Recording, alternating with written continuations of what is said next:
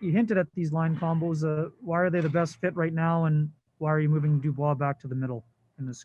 I see him as a center iceman, and while I don't know that we're in development phase, we need him to continue to get experience at center ice, and I see that as his best position. The lines, I had made it. I had Stastny, Dubois, and Nicky Ehlers on the road trip and liked it a lot, but made an adjustment off it because of some of the other lines and how the matchups and things. I'd kind of wanted to come back to it, see what it could do. I know what the other two lines can do, so we'll run these for a little bit here against Toronto and then against Edmonton and Montreal. And then if we are comfortable there, we may move some things around just to see some other things. But if not, then we've still got time to try some other combinations. We'll go next to Gary Santaniello from the New York Times. Go ahead, Gary. Thanks, Gregor. Hi, Paul. Hey. 2 years ago, you guys finished with 10 games in 17 days, and you've actually got it easier this year when a lot of other teams are got it pretty crunched up. Is there a balance to strike between, going for the playoff points and positioning and keeping guys, healthy so there's gas in the tank for the playoffs? Yeah, most times you don't have a choice in that. This is an unusual year, perhaps, that we've got the gap that we do now, and we've still got work to do before we make the playoffs. I felt the real challenge 2 years ago that we had, we had a heavy schedule, but the real challenge for us is we went to the East Coast and the West Coast 3 times in the last, and we came off our last game was against Arizona, and we had to stay overnight to come back and open up against St. Louis. I thought that affected us greatly. Last year at the pause, last year at the pause was almost exactly like this year. We had paid for it.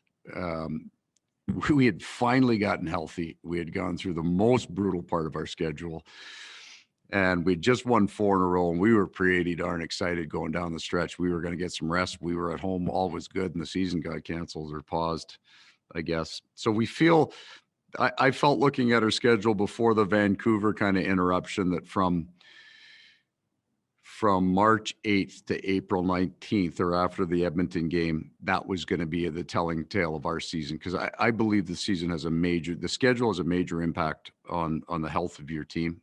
We have some really unique challenges here in Winnipeg. We would love to see that balance. I know it's a challenge, especially when the TV markets drive a lot of the times of the game started. We feel that while we can look at our schedule toward the end and say, hey, it's good, we felt also that we paid for it, that there was a cost to getting that benefit. And then you always got to be really, really careful when you think about resting or keeping guys safe, because it just never works like that, right? There's no play fighting in hockey. So you're a far safer player going absolutely as hard as you can than you are picking your spots when you're going to get involved. So we won't spend a whole lot of time.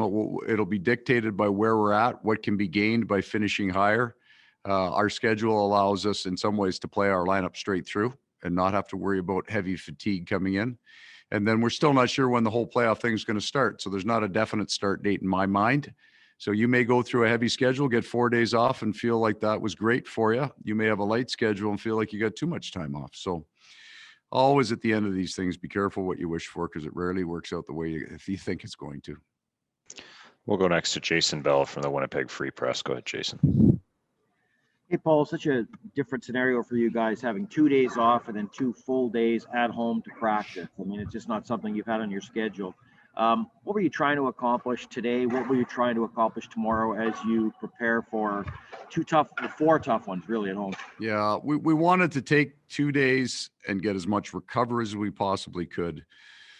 We didn't want to try to get them back into shape today. We didn't feel that we had lost that today. It was mostly a legs day, just getting them up and down the ice without getting them to the point of heavy fatigue. We wanted them in a little bent over, but not something that we didn't want to bring any residual soreness into practice tomorrow. And tomorrow will be speed based and it'll be more tactical and technical. We'll work on our special teams a little bit, but by tomorrow we want to be moving the puck.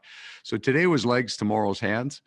And then we feel we'll be a better rested hockey team than we've been in an awfully long time going into this final push. We'll go next to Marc-Antoine Gaudin from The Athletic. Go ahead, Mark. Yes. Hi, Paul. Hi, Mark. We always hear 2 things from coaches. One, that forwards must come back and provide support to the defensemen in order to have an effective breakout. And two, that the Ds must help the forwards in the offensive zone. So basically forwards helping Ds on one end, Ds helping forwards at the other. Do you absolutely need to have an equal amount of those two types of support in order to have success? I'm going to have to say yes on that.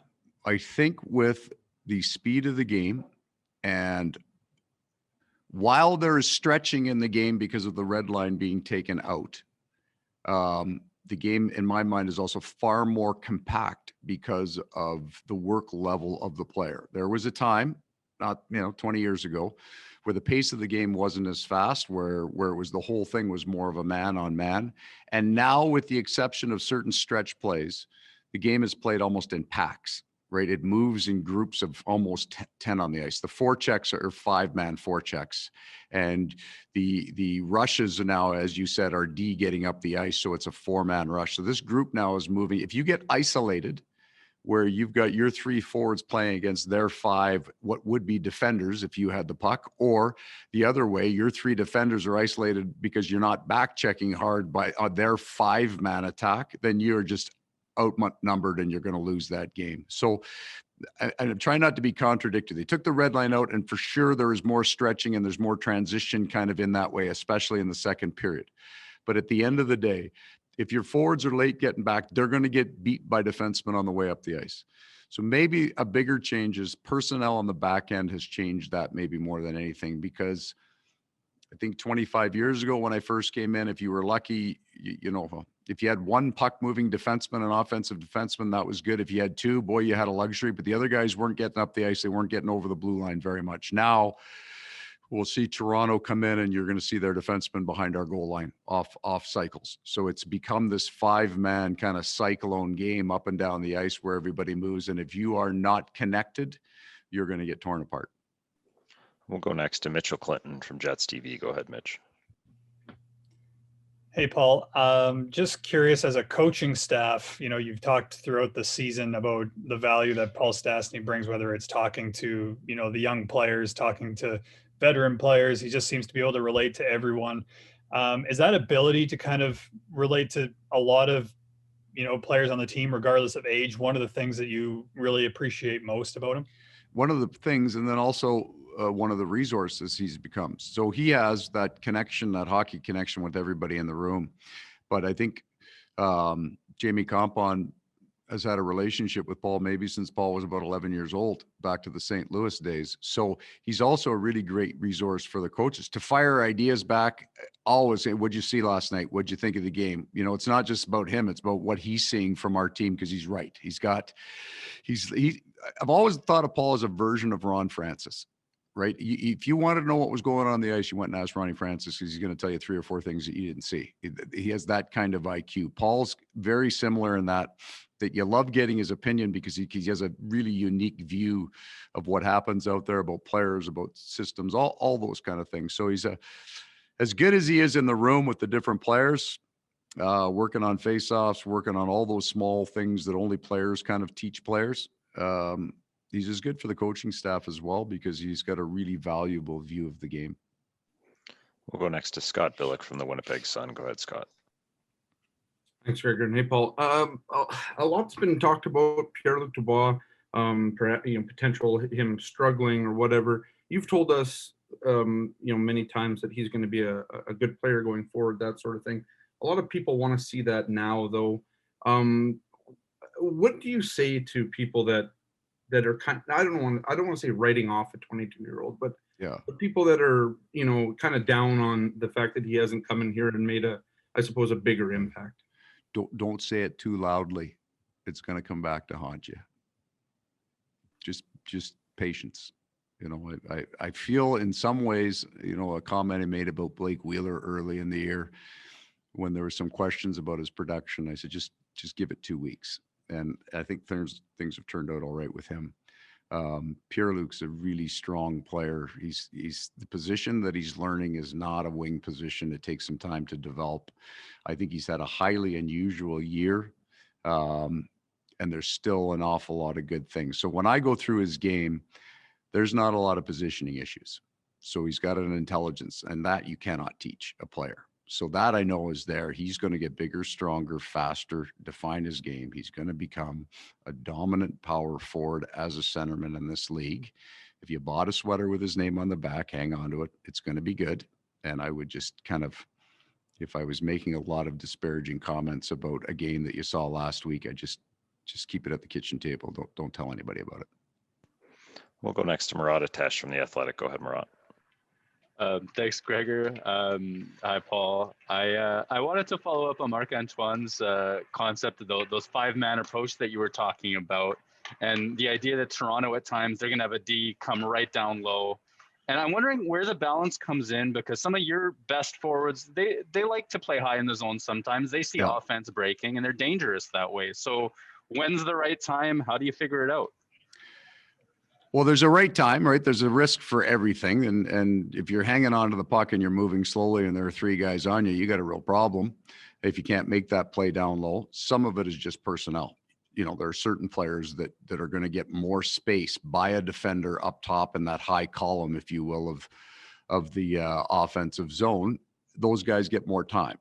You got to know your own game. You've got to know the team that you're playing against. Some are going to, be very heavily collapsed in the D zone. They don't push the points very hard. Some will expand out very heavily. Tampa would be one of those teams that will be very aggressive on you on the puck and look for that kind of transition game. So there's a pre-scout component to it. Who you're playing matters. What your personnel is, what their physical capabilities, how fast they get across the line, the plays that they can make there are important. And then, you want to play to your strength of your team. If you got a real powerful forward group, you want those guys doing as much as you can.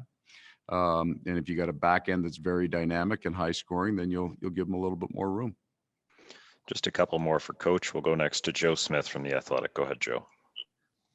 Hey, Paul, considering how valuable goaltending is in this league, as you saw it last year with Connor, and I see it all the time with Vasilevsky in Tampa, there's only been a few goalies who won the Hart Trophy. And I was just wondering, from your perspective, should there be some more consideration for goalies if the year is right? And how would you compare value of, let's say, a star goaltender versus like a McDavid who you face all the time? I've kind of always thought, and this won't be true in every situation, but the guy that wins the Conn Smythe at the end of the year should always be the guy holding the Stanley Cup wearing goalie pads. It's a harder thing, I think, to do, because it is much harder to value the quality of a save than it is to value the quality of a goal. Nobody ever does that, right? You score 50, and that's the running joke. By the time your career's over, they were all breakaways, bar down. So you don't get to value the quality of the goal. You don't value it. The guy scores 50. That's an unbelievable system. But knowing how many of those saves are highly unusual. So I get that save above average, all that. It's still a very difficult thing.